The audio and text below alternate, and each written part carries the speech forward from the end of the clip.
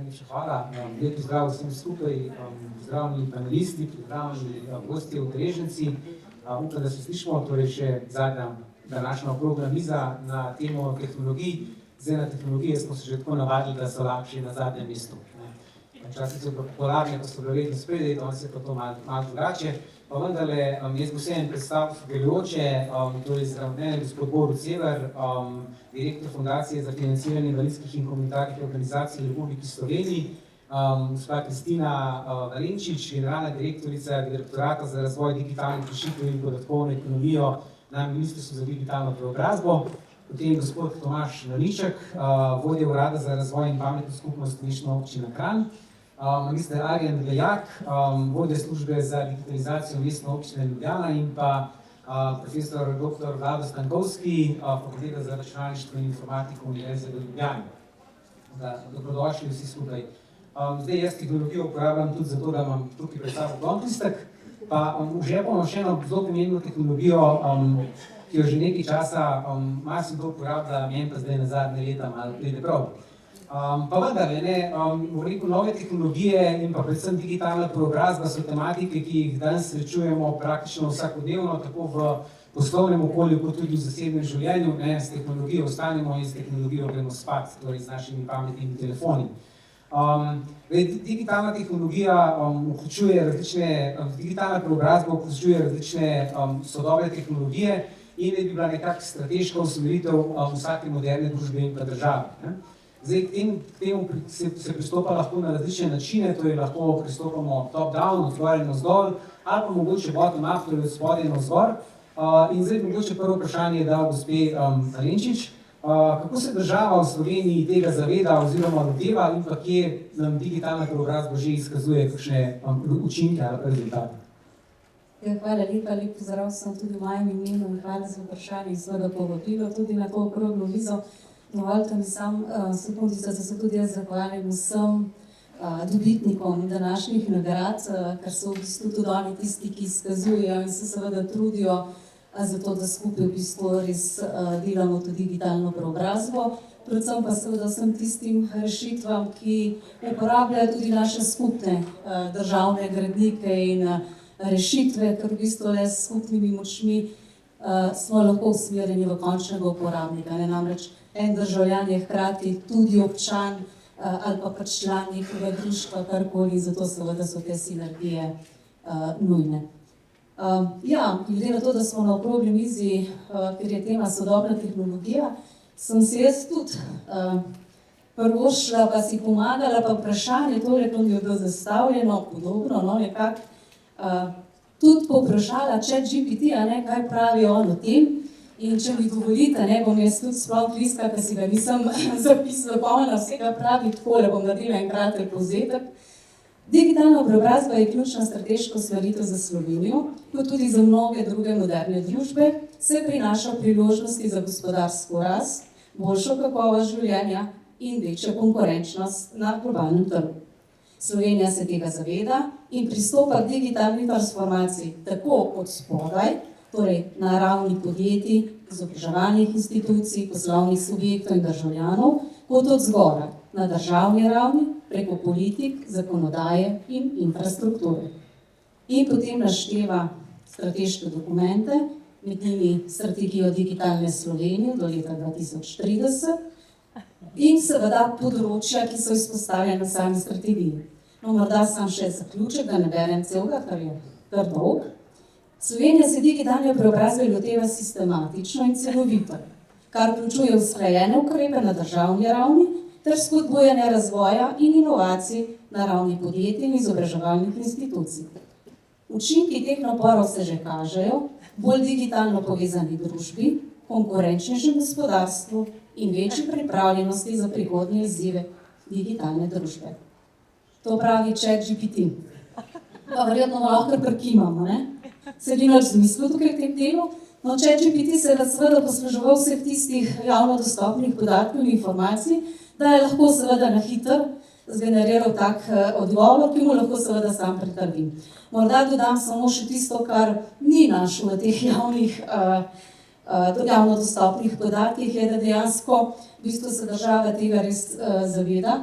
Tudi danes, verjetno pa še jutrišnji dan, predvidevam, da ne bo minila okrogla miza ali pa prispevek, kjer poleg javne uprave ne bi bilo uporabljeno tudi digitalno. To je pač ne glede na to, ne, da smo ta zadnji, ampak je zagotovo v vseh aspektih se vedno srečujemo tudi z digitalnim. No. In temu sledi v bistvu tudi naša država, ne samo zato, ker smo seveda vpeti v ta evropski okvir in nas seveda tudi Evropa nekako si prizadeva ali pa nas spodbuja seveda, da skupaj s svojimi nacionalnimi ukrepi dosegamo cilje Evrope, ampak zato, ker si seveda tudi tega želijo naši uporabniki, naši državljani in poslovni subjekti. Tako da ja, delamo na različnih nivojih, predvsem tam, kjer v bistvu opažam, bodi si sami, bodi si nas na to pridno opozarjajo končni uporabniki, druge institucije, kjer smo šibki. Prvo tako področje je upravljanje digitalne preobrazbe, kjer v bistvu se kaže pomanjkanje te koordinacije in te usklajenosti.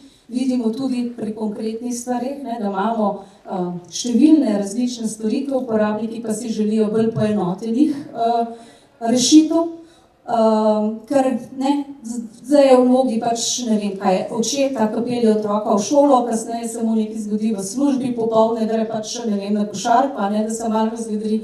Vse to je on, in on si v bistvu želi imeti aktivno interakcijo in ga ne zanima, kaj je, ne vem, statistični urad, občina ali pa država. Tako da v tem segmentu te koordinacije se v bistvu zavedamo, zato smo seveda bili veseli, da je tudi ta vlada prisluhnila in ustanovila Ministrstvo za digitalno preobrazbo, ampak to seveda ni dovolj. Torek, ta teden, smo imeli sejo medresorske delovne skupine za upravljanje projektov digitalne preobrazbe. To je v bistvu drugo najvišje telo, če rečem, v tej državi, kjer je približno 40 predstavnikov različnih institucij, skupnosti, občin in tako naprej, kjer v bistvu ne samo pregledujemo izvajanje akcijskih načrtov na podlagi strategij, seveda, ki jih je ta država in vlada sprejela, ampak v bistvu tudi razmišljamo o novih prebojnih ukrepih. Vsi ti ukrepi pa potem se realizirajo seveda navzdol, bodi si pač po posameznih resornih organih oziroma tisto, kar ugotavljam, da bi bilo smiselno skupno za vse ostale organe, tudi mi na samem Ministrstvu za digitalno preobrazbo. No, v ponedeljek bo pa prva seja Strateškega sveta za digitalno preobrazbo, kjer si v bistvu tudi obetamo, sicer bo pač to prva seja, ampak seveda si obetamo tudi plodne razprave in veliko novih pobud. Jaz sem rekla tudi v torek, ko smo imeli, ni stekla na začetku ta prava energija, tako da v bistvu sama sebi, pa tudi vsem ostalim rečem, da moramo biti pogumni, drzni. Pa v bistvu bo potem tudi se porodila marsikatera ideja in seveda vse ne bodo prišle do realizacije, ampak marsikaj pa bo. In jaz verjamem, da smo že veliko naredili, veliko nas še čaka.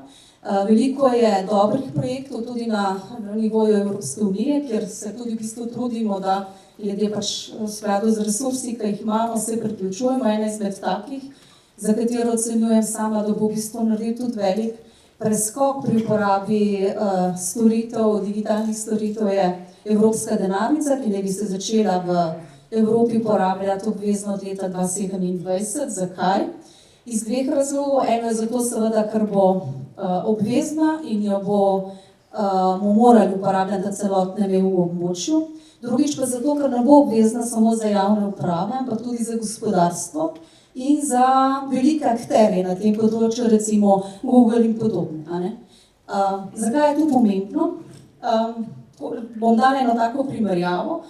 Tako kot bi rekla, da bi razvili avtomobil ali pač neko vozilo, ki bi ga uporabljali samo za opravljanje storitev do javne uprave. In enako se nam zdaj dogaja.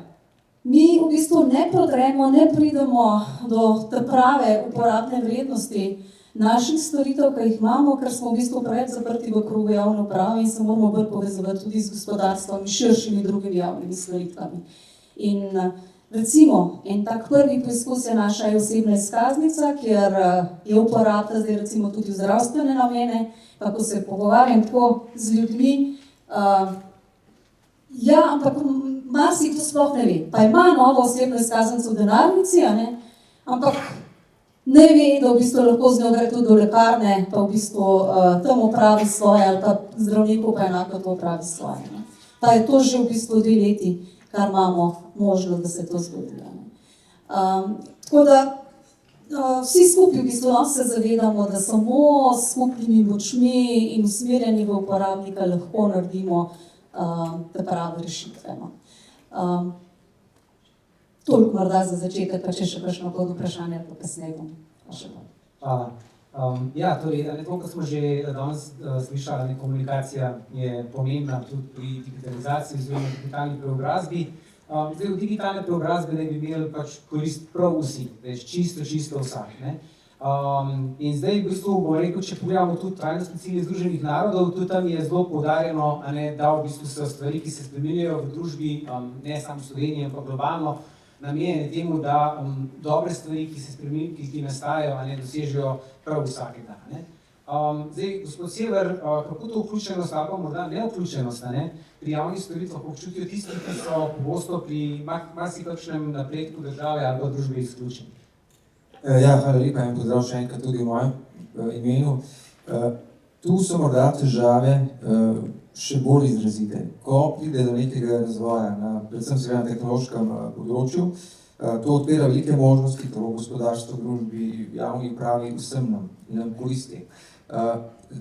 Še posebej pa lahko, uporabljam besedo lahko, koristi tudi tistim najbolj ranljivim skupinam, posameznim skupinam invalidov, posameznikom, ki imajo drugačne težave z duševnim zdravjem, nenazadnje tudi vsem nam, ki postanemo starejši in podobno, in pozabljamo na te rešitve, ki bi pomagale njim biti bolj vključeni, da bi lahko sodelovali pri vseh teh zgodbah, pri samem razvoju družbe in podobno.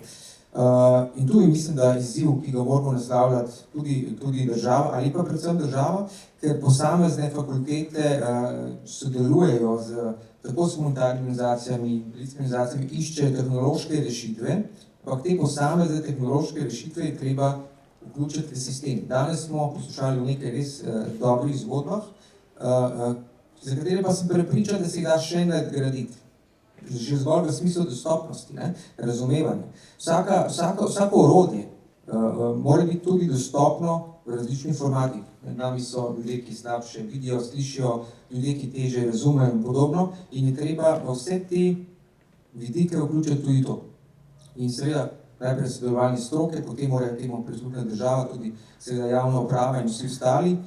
In ravno to je najbolj pomembno, to sodelovanje, ta vključenost, tudi danes smo večkrat poslušali, da moramo sodelovati vsi, da morajo sodelovati občani, podobno.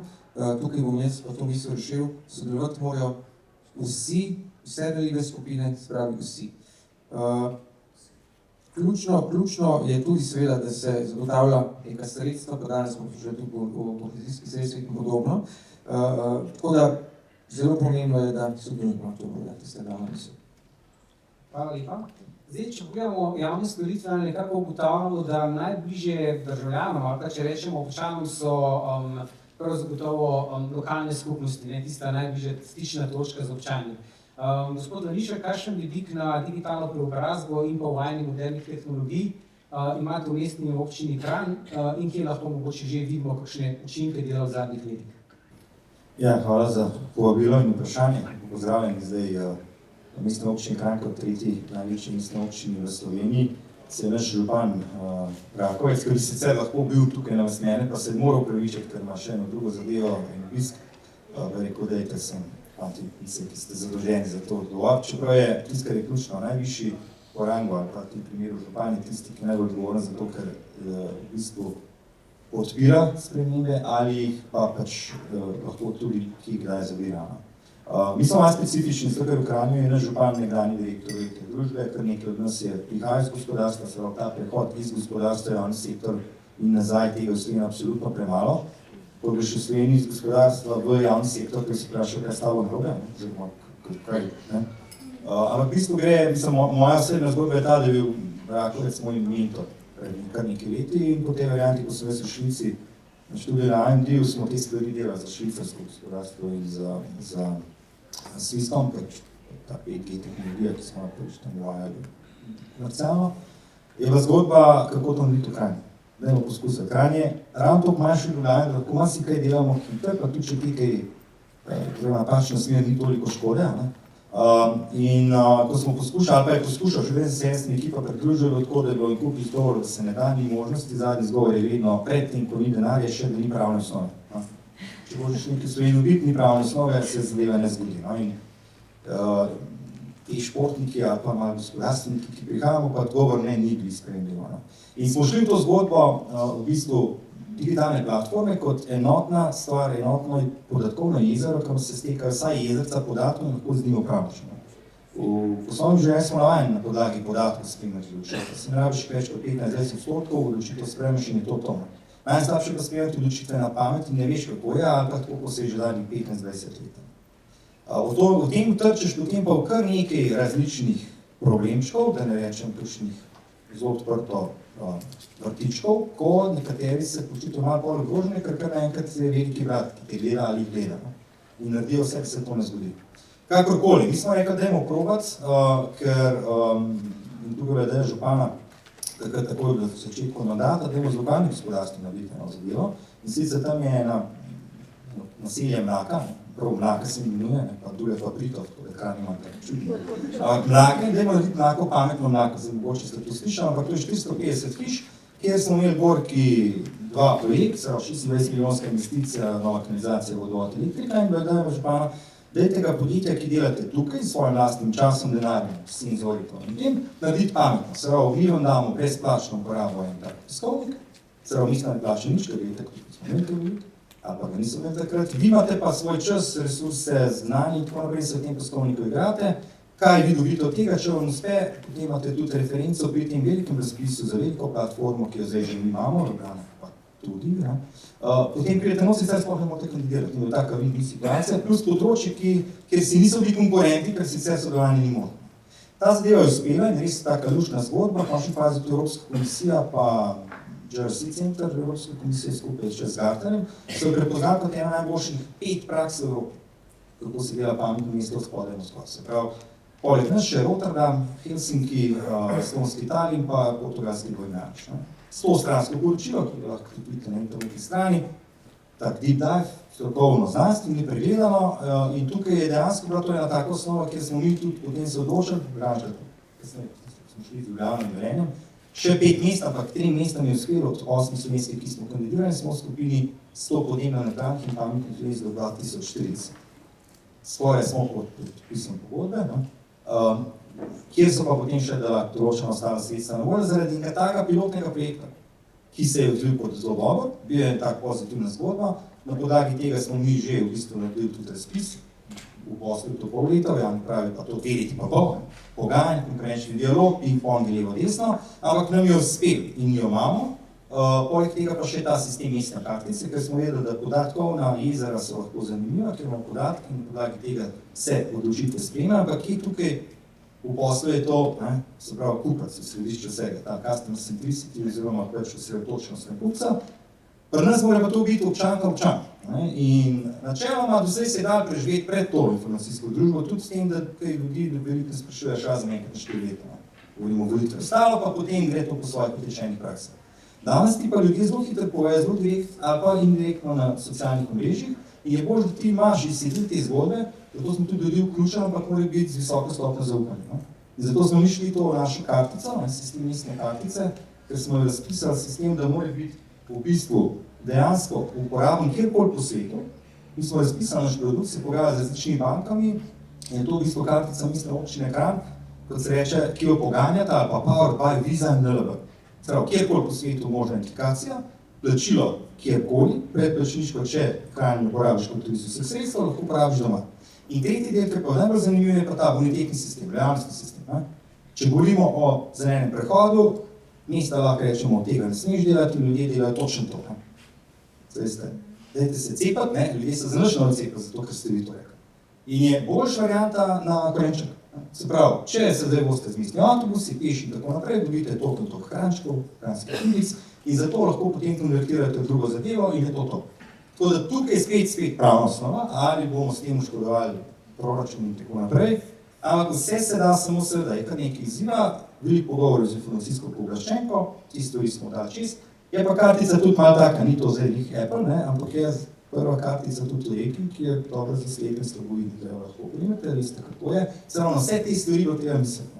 In nenazadnje nas veseli tudi, da je ministrstvo lansko leto, ko so razpisali ta Digi vzornik, smo jih povabili, smo se parjali, tudi prepoznali to zgodbo, smo dobili 2 nagradi, ena izmed teh je platforma, druga pa sistem naročanja v javnih zavodih, zelo šole vrtci, kjer bomo mi lokalno prehrano, da od Vil do Vidic, čim bolj lokalno. To je bilo sicer zgodba, ki se je začela rojevati med samim covidom, da lokalni kmeti niso čisto propadli, ko niso mogli več voziti v bistvu šolo, ampak potem imamo dejansko te kilometre do šolske prehrane še niže.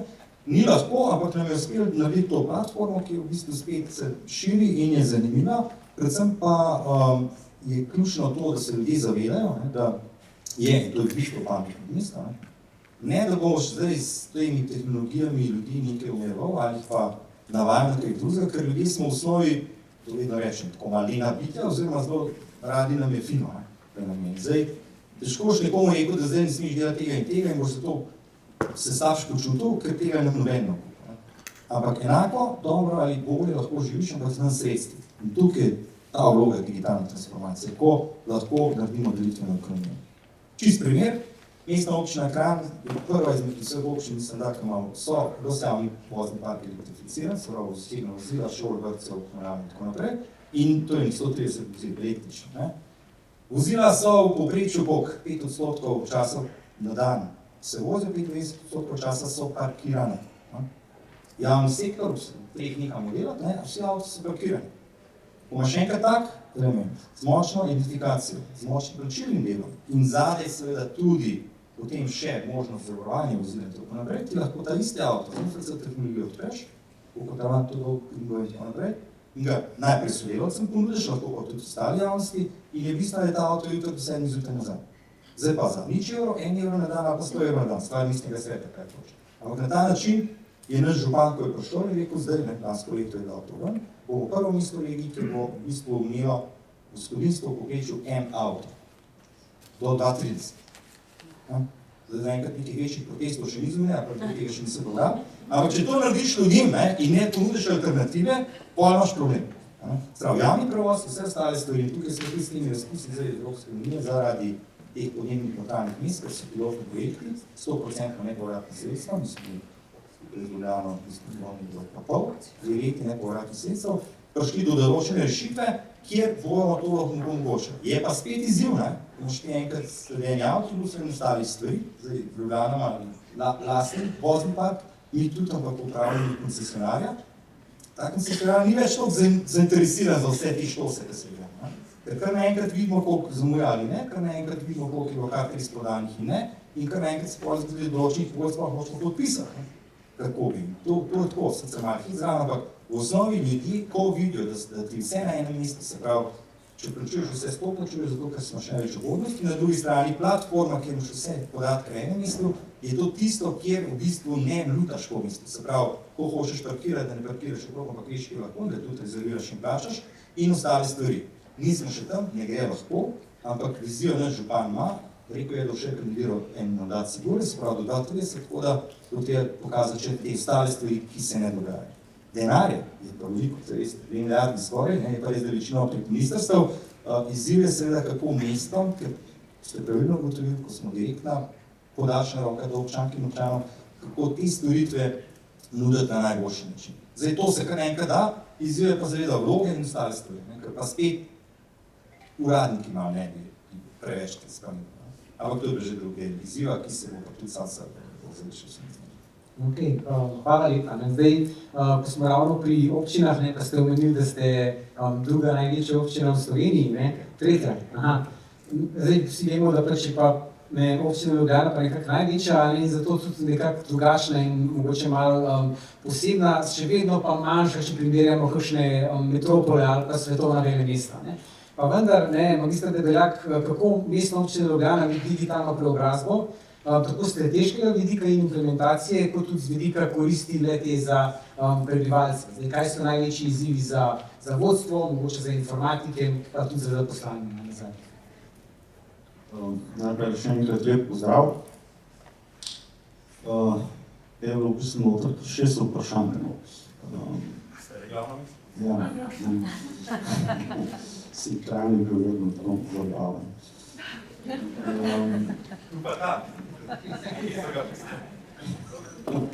Okay. No, pa začnimo pa strategiji, ne. Mi smo tudi dobili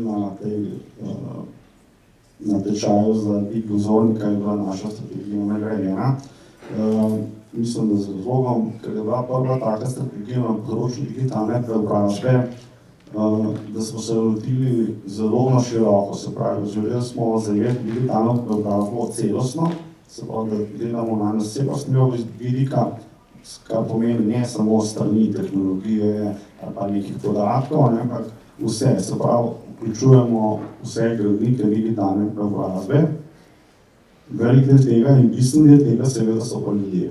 In to bo na kratko, če povem, priprava pač potekala med drugim tudi z javnim posvetom preko spletne strani. Ta namen je bila izdelana poseben način sodelovanja javnosti, mi smo sicer neke predloge podali, kar nekaj izhodišče seveda mora biti. Javnost je pa potem ocenjevala te predloge in so se dinamično v predlogi, tako bomo rekel, po prioritetah razvrščali, ne, tako da ko je bilo to glasovanje neke vrste, ne, oziroma posvet končan, smo mi videli, kaj je za ljudi najbolj prioritetno, ne, in izkazali se je, ne, seveda, da najbolj pomembne so tiste stvari, ki na njih na vsakdanje življenje vplivajo, ne, in niti slučajno ni bila prva tehnologija, ne, tako da glede na temo, ne, ker govorimo o inovativnih tehnologijah v lokalni samoupravi, recimo. In zato tudi naša strategija potem naprej akcijski načrti izhajajo na način, da upoštevamo predvsem ta vrednote načela, oziroma mi smo te opredelili kot mehki del digitalne preobrazbe, ki predvsem v center postavlja ljudi. In se to omenjamo danes večkrat in pa seveda to vključevanje ranljivih skupin in te zadeve. Nekaj delamo rešitve za ljudi. Mi lahko naredimo super inovativno rešitev, ki je sicer predvsem kompleksna za uporabo, ne, in potem ugotovimo, da je nobene uporabe, ne, pa ful je pa draga. To ni namen. Zdaj mora biti čim bolj preprosta, enostavna in uporabna. In to pa seveda, kako merimo, tako da dobimo nazaj feedback od prebivalcev, občanov oziroma uporabnikov. Se pravi, strategija, ne, je bila delana zamišljena na ljudi. No, naslednji korak je bilo vprašanje, kaj že? Implementacija. No, seveda, potem, ko naredimo strategijo, pa se gre pa zares. In kot je že kolega skrajno omenil, smo šli v razpis, ki trajal in trajal, konkurenčni dialog, ki trajal in trajal, ponudniki so odpadali, no pa na koncu je nekaj zmagal enak v Kranju in potem se dejansko projekt začel in teče. In zelo intenzivno teče zdaj, ker se zaključuje nekako prva faza. Implementacija je čisto druga zgodba. Zakaj? Tam se srečamo pa z različnimi izzivi, tako tehnološkimi, organizacijskimi in nazadnje finančnimi. Vemo, da v javni upravi ne moramo nič kar tako narediti, če nimamo NRP-ja, tako imenovanega, načrt razvojnih programov. In to je prva stvar, preden sploh kaj narediš, moraš ti imeti NRP, preden sploh daš razpisan. No, tako. In da smo lahko dobili NRP, ki ni majhen, seveda je bilo potreba prepričati vodstvo. No, in zdaj to že malo se navizil na eno naslednjo vprašanje, izziv za vodstvo. Vodstvo mora to razumeti, mora videti te koristi.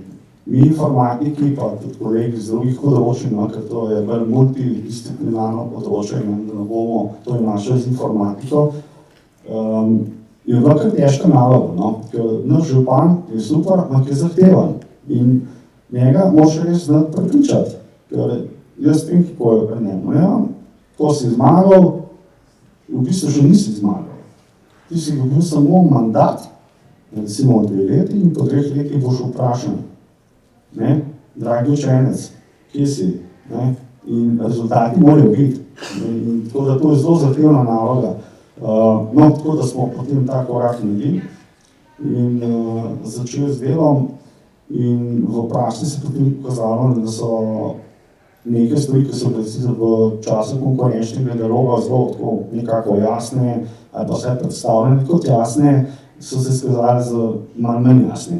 In čisto tehnološki izzivi, seveda v tem smo se fajn dvakrat z glavo zaleteli v pravne podlage, ker je kolega že omenil, nekaj vrstega itak ni nač. Tako da smo tudi tam šli v akcijo, pa moram reči, da je odziv ministrstva relativno dober. Tako da nekje so že kljukice, nekaj, kar jaz upam, da še bojo. Imamo tudi nekaj pričakovanja od novega krovnega zakona z digitalizacijo.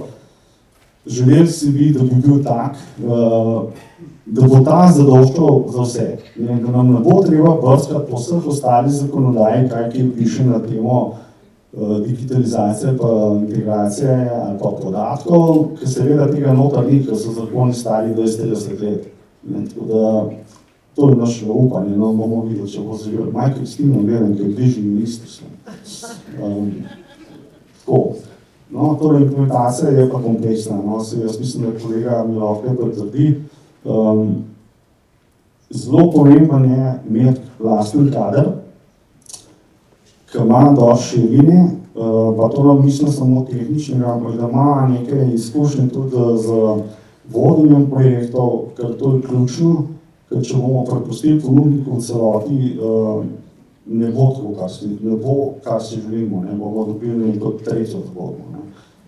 In tukaj seveda čas pa teče, tako da izzivi so, pa niso toliko tehnološki, kot organizacijski. Finančna kljukica je, zelo upam, da bo zadostovala.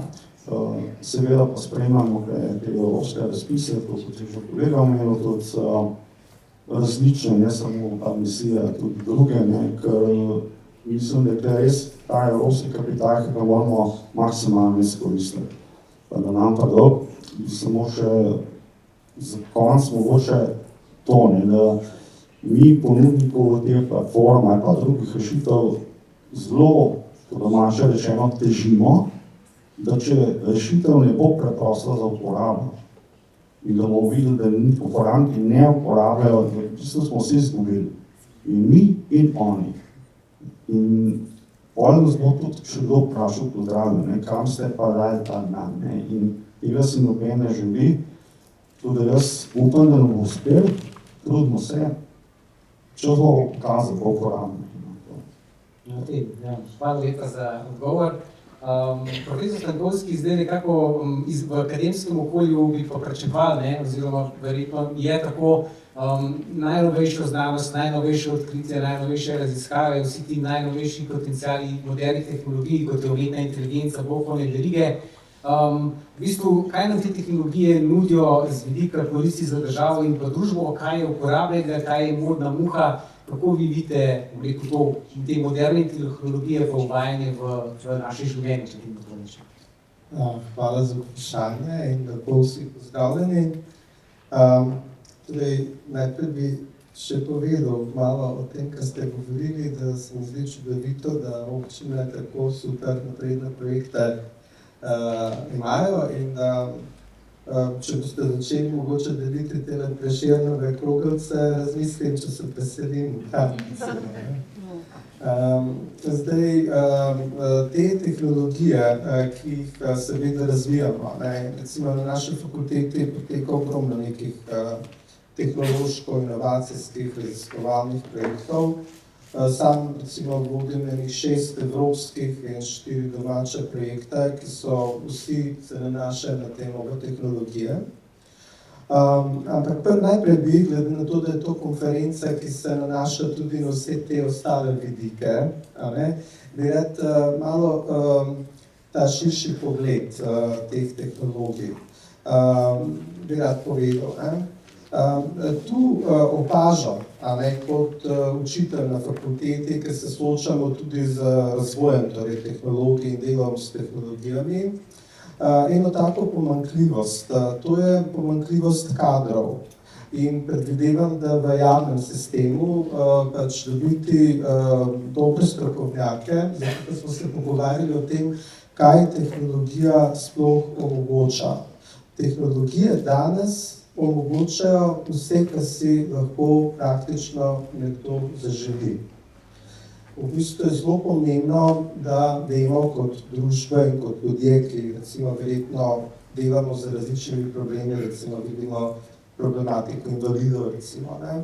Torej, moramo v bistvu zato, da izberemo prave tehnologije, moramo vedeti, kaj nam tehnologija ponuja, ampak tudi na drugi strani moramo vedeti, kaj želimo doseči, kakšne vrednote so tiste, ki jih želimo podpirati. Recimo, lokalne verige podpirajo transparentnost, kar pomeni, da ko bo enkrat javni razpis, bo pač javno narejen. Policija v Franciji ima tak projekt, ker vsa javna naročila in vse, kar pač naredijo, se lahko tudi vidi preko teh nočnih verigah. Torej, zelo veliko različnih nekih novih, kako ne rečem, lastnosti lahko dosežemo in kot družba lahko napredujemo, zlasti pri povezanosti med sabo, zlasti z recimo vsemi temi tehnologijami, ki podpirajo vključevanje ljudi v družbi ali pa hitrejši dostop do vseh storitev, ki jih država ponuja državljanom. To je ena stvar, ne. Na drugi strani in zlasti zato se mi zdi izredno pomembno, da v tem javnem sistemu so tudi in da bi morali biti taki strokovnjaki, ki znajo dobro, natančno popisati zahteve, ki jih določen sektor, določeno področje, tukaj vidimo na tej mizi smo skupaj z Ministrstvom za digitalno preobrazbo, za pametno skupnost, za digitalizacijo, za vse možno. Skratka, kje so ti ljudje v teh organizacijah, ki pa znajo tehnično popisati zahteve. Na naši fakulteti, na univerzi, recimo, smo si nedavno nabavili nek računalniški sistem, imenuje se SAP, ne. In zdaj, če ko to mi gledamo kot računalničarji, vidimo ta sistem kot nekaj, tako, kako ne rečem, kot zastarala tehnologija, za to, kar ponuja. Marsikdo to uporablja, ampak ko to vidimo, pač imamo tak občutek. Tudi za neke druge tehnologije, recimo kolegi mi pravijo, da so izgotovili za državo, za določene sektorje, natančno arhitekturo informacijskega sistema, ki naj bi bil zasnovan na najnovejših standardih oblačnih tehnologij in podobno. Ampak je ta, recimo, načrt, ki so ga izgotovili, ni do konca narejen še vedno, po tolikih letih. Zato, da jaz, recimo, kako ne rečem, se mi zdi, da bi bilo izredno koristno za vse, ki delamo ali delate v javni upravi, da bi lahko postali bolj zahtevni do tehnologij kot prvo, zato ker tehnologije omogočajo res marsikaj danes, na eni strani. In tudi država bi pa mogla malo tudi ta občutek, zato ker brez pravih strokovnjakov, vem, da je to javni sistem plač in tako dalje, ampak to bi država pač morala na nek način razrešiti, zato ker brez teh znanj pa tudi država ne more prepoznati v bistvu lastnosti, ki jih ponuja ena tehnologija. In še okrog digitalnih denarnicah in teh tehnologijah. Tega je res ogromno danes. Imamo vsaj 6 različnih tehnologij, ki so zdaj trenutno. Čez par let pa tudi kvantno računalništvo, kar pomeni umetna inteligenca, digitalni dvojčki, blokovne verige, računalništvo od oblaka do roba omrežja. Potem različne tehnologije za podatke in podobno. Tako da tukaj recimo tudi Evropska komisija dela včasih, ker sodelujem na teh projektih, recimo digitalne denarnice, že več let vodim na sestanke, ki jih organizirajo strani komisije. In tam je tudi tako, kako ne rečem, megalomansko ali megalopodsko zastavljena določena stvar. Recimo leta 2027 bojo vsi zdaj imeli to digitalno denarnico. To je res čudovito, ampak kot vidimo tukaj, občina Kranj že zna to početi, marsikaj, kar bi ta digitalna denarnica počela že danes, verjetno. Tako da tukaj ta čudežna rešitev ne bo prišla vzgoraj, verjetno. In tudi, ko se gre za standarde in za enotnost. Recimo, vemo, da za tisti USB-C priklopek za elektriko je bil že velik problem, ali bi ga standardizirali, da bi to samo se ta uporabljal v Evropski uniji ali ne. Razlog pa je zato, ker inovacija poteka ves čas. Na področju računalništva je to neverjetno. Kako hitro lahko pridemo do novih rešitev.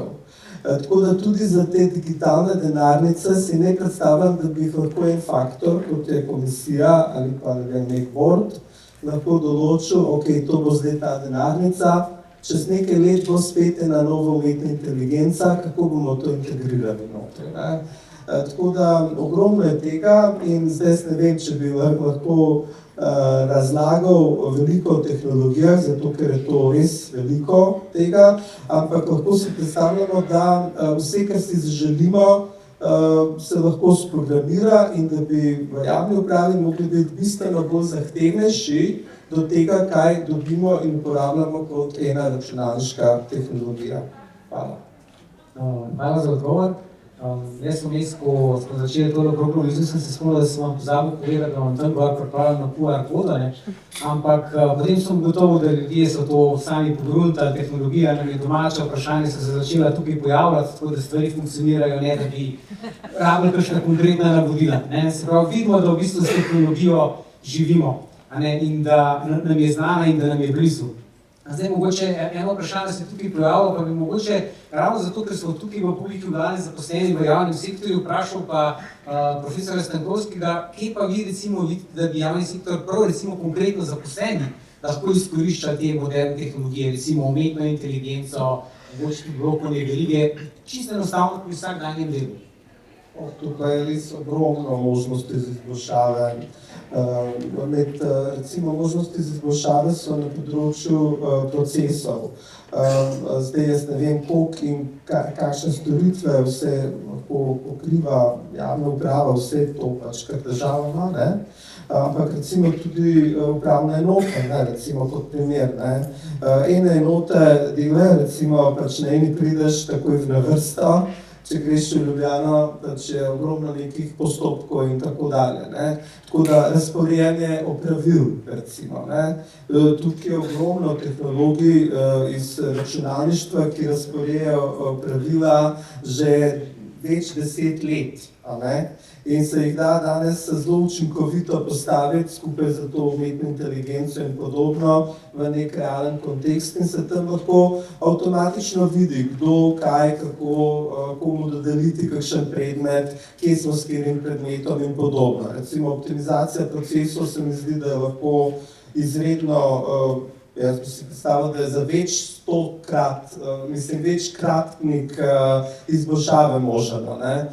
Potem tudi pri avtomatičnem, recimo ta umetna inteligenca, pri avtomatizaciji sestavljanja nekih dokumentov, priprave nekih odgovorov in podobno.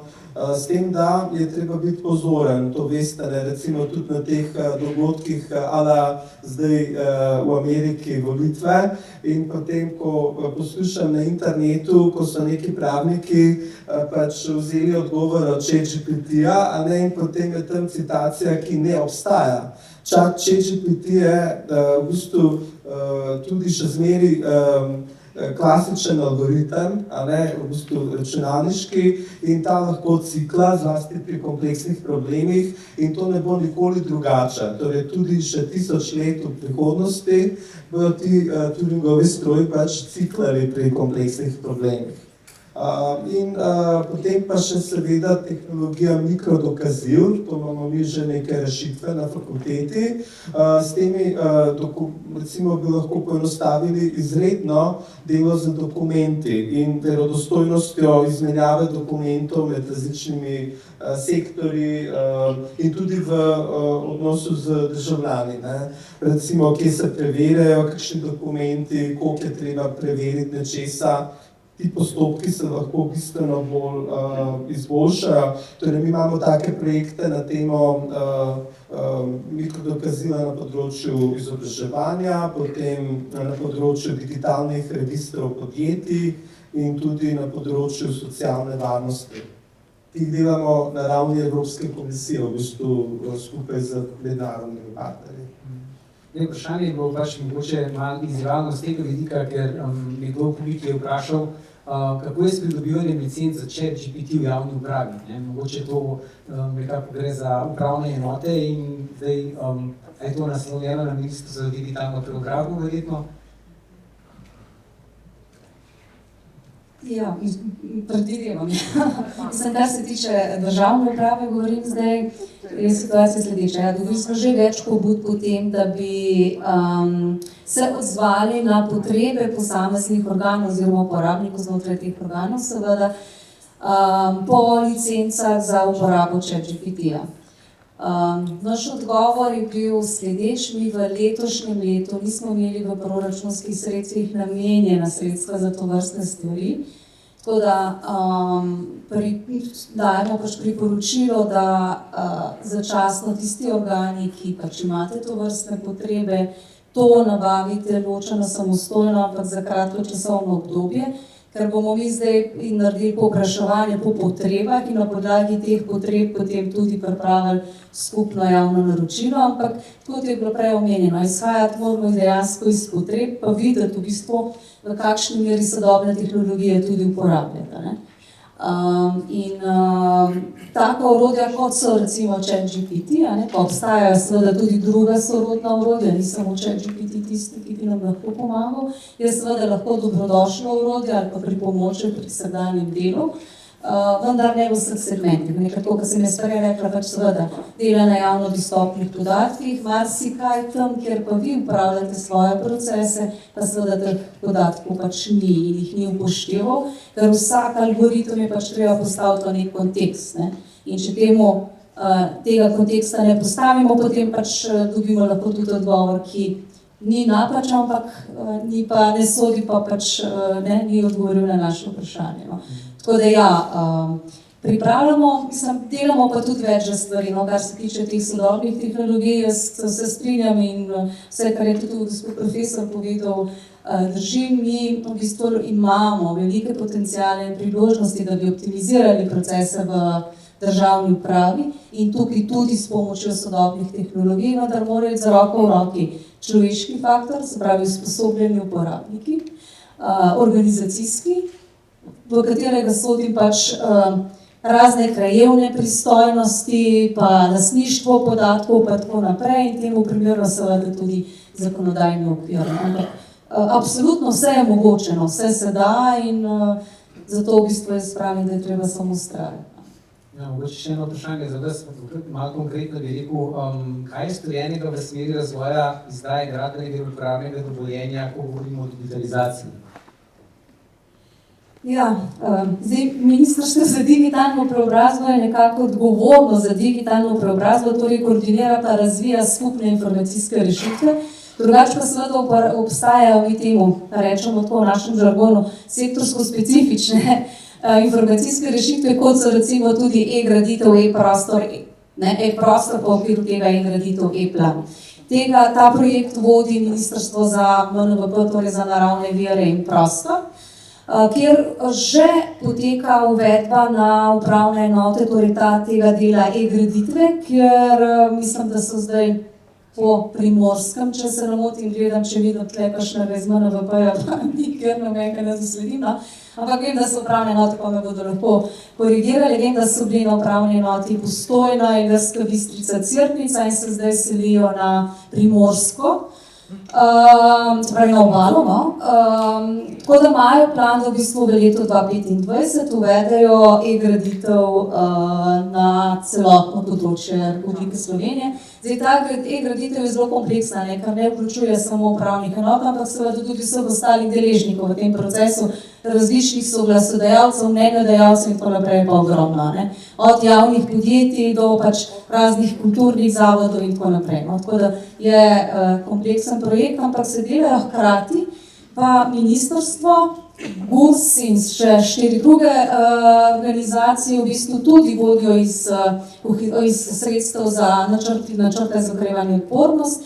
Nov projekt, SLO 4D so mu rekli, kjer v bistvu peljejo to zgodbo tudi naprej, se pravi, delajo vzporedno in se te zgodbe tudi napreduje. Lepa. Tudi zdaj eno vprašanje, ki je nekako verjetno posledica nagrajenca Premik naprej, aplikacije Ajdovščina in je vprašanje za mestno občino Ljubljana, če mogoče MOL razmišlja, da bi uvedel podobno mobilno aplikacijo, kot jo ima Ajdovščina. Hvala za vprašanje. Na to smo pomislili tudi sami. Je pa itak v izgradnji v okviru projekta urbane platforme tudi rečemo temu app, podoben, kot je bil danes predstavljen s strani Ajdovščine, je pa res, da vsebine bojo pa drugačne. Zato, ker je okolje drugačno, obsegi so večji, različni, recimo primer, da smo videli, da je možno odpovedati kosilo malce v šoli. V Ljubljani ti ta zelo težko naredili, ker že so šole same, imajo različne sisteme. Fajn bi bilo, če bi imela enega, ker potem to ni problem integrirati eno tako platformo. Ampak to so pa te izzivi, ki se pač pojavljajo v večjih okoljih. No, ampak ne glede na to, kot sem rekel, bo ena mobilna aplikacija, predvsem je pa namen te aplikacije, da bodo občani oziroma uporabniki lahko čez to aplikacijo storitve upravljali. Se pravi, to ni spletna stran, to je tisto ključno, da vemo, da je tukaj ločnica. Spletna stran še vedno ostaja kot en informativni portal. Storitve so pa namenjene predvsem tam, ker vemo, da sledi zadaj mogoče neka finančna transakcija, a mogoče podpis neke pogodbe in take stvari. Se pravi, vključujejo se močno zavedni sistemi, kar pa samo spletni strani tega ni. In to je neka ključna razlika, ker težimo k temu, da boš ti storitve, če se more dal, v celoti upravljal na digitalni način. Da ti ne bo treba fizično reči nekam na lokacijo priti. Tako da odgovor je dan. Hvala lepa. Mogoče še eno vprašanje za gospoda Laniška. Zdaj v mestni občini Kranj ste na področju digitalne preobrazbe opravljali že precej, rečemo, obsežno delo. Kako ga čutijo zaposleni? Kaj se je pri njih spremenili? So zadovoljni? So to nove stvari, ki so jim všeč, jim je lažje? Kako da digitalizacija vpliva na njih? Zanimivo vprašanje, si lahko pisate. Toliko v vsaki organizaciji imate zelo aktivne, pa imate tiste labilne, ki nekako preživijo. Imate aktivno-neaktivne. Te ponavadi štejejo dvojno. Ko sem jaz bil še v poslu iz gospodarstva, ko smo delali z doktor kaj je bil? Muskom, doktor Muskom, smo imeli 32% aktivno-aktivnih, pa 20% aktivno-neaktivnih. Smo nekaj šala malo, to smo zmagali. Ne, v njih 20 šteje dvojno, zato ker ponavadi unite labilni se raje bolj z baravami družijo, kot spifle. Je zgodba o tem, da so ti uni res minus in bremzajo. Zdaj, problem je v javnem sektorju, to mi je tukaj župan, ki me je vabil zraven, ko v javnem pravi, da res ne more pokvariti, ki so plači mehne. In to smo mi čutili v razpisu, ko se na Ljubljana podobno, ko smo IT vse skali. 7 razpisov in tudi v 7 poskusu ni bilo šanse. To je to. Potem, vi ste dobro naštudirali, ker ste podsekretarji razpisali, sem tam je ta haker, da moš biti 7 stopen izobrazbe, zdaj računalničar 7 stopen je zelo malo, ker imaš že prej zaključil, če pa so po podjetjih, to spet ni rešitev. In so pa v 8 poskusu dobili nekoga, ki je rekel, v bistvu gre se redno nazaj nekaj za Kranj, je kar nekaj že služil v svojem poslu prej, pa malo varna hiša za moške, kako se reče, da sem malo doma, da sem zdaj in je prišel in je res tak naprav. Hočem reči, naša mlade, Ali imaš nekoga, ki sicer tudi v preteklosti prišel od 7 do 3, pozivam pa mehne otroke, sam je prišel na vašo občino, pa veliko projektov in to ni od 7 do 3. Povaš pa, lahko ne omejeno denarja pa za zunanje outsourcing. To pa ni problem. In tukaj je izziv. No? Tako da ta del je kar. Zdaj, kar zadeva pa nas, jaz sem ekipo teh 10-11 nas je, ker imamo razvoj zeleni prehod. Zdaj, tako rekel, večina na občini uradnikov ne verjame v zeleni prehod in to kar nekaj in to nekaj se spomnim, pa ne zato, da ne verjamem, ampak zato, ker je to najbolj pomeni dodatno delo in ali pa nekaj drugače. Tako da nas, dokler nas še tako malo imenuje, da smo pravličari, še vredno. So tudi boljše zmerljivke, oni sanjajo, pa da pametni in tako naprej. In je problem, če imaš ti veliko več v bistvu nosilnih uradov, ki so proti spremembam in direktno odločajo s svojimi odloki in sklepi, če mi pa naredimo neko krovno platformo ali karkoli, ker na koncu, če ljudje ne bodo trznili na stvari, ne bodo zato, ker ne bodo mogli direktno uporabljati, zato, ker nekateri tega ne želijo. Ne? In čizen primer je bil pa prej, kolega Develjak je dobro rekel, NRP, že NRP je lahko problem. NRP narediti in to ti je ubije zgodbo, nimaš pravne podlage, ne moreš speljati projekta. Ko smo mi imeli izlučni projekt je Človeške ribice. 10 000 brez veze, tam naredimo ta projekt dol z teh naših rovih, in ni bilo pravne podlage, in tega ne moramo financirati z proračuna, kličimo finance gor, se reče, to ne bo šlo, to šli drugo leto je bilo prepozno. In kaj smo pa naredili, županje pa predsednik Hokejske zveze Slovenije, gremo do konca. Dajmo izdati NFT, nezanimive žetone, blockchain tehnologije. Dobro, kako? Ja, pa ne bomo prvi, ko moramo NFT izdani na ta način naredili crowdfunding oziroma financiranje projekta. Finance so rekli, čakajte, samo kako bomo to speljali, to sploh dovoljeno. Šta ministrstvo za finance? Mislim, da se to da v enem mesecu naredimo in financiramo. 100 bip-kart, vsak da 100 evrov, nakaže denar direktno kaj na ta zgodbo in pa to, kar je ključno, ti biopijovci morajo priti na dan otvoritve tja, da na trenutku, ko ne greš noto v groje, ti zmintamo, se pravi, ti skujemo ta NFT. To je pogovor, drugače ne dovišno. Če imaš na finance, kot vem, je bolj kaj ne vas rekel, sam vprašaš, če prepovedamo, se bo bolj sigurno, pa je prepovedamo. Odgovor je bil, da ne vemo čisto točno, kaj se vam smo mi to že izdali. Kar so se naši financi naučili, je, da je drugič bolj, da je denar iz proračuna, ko manj dela, ker če ne samo par še znati, da ne še več dela samo mučiti.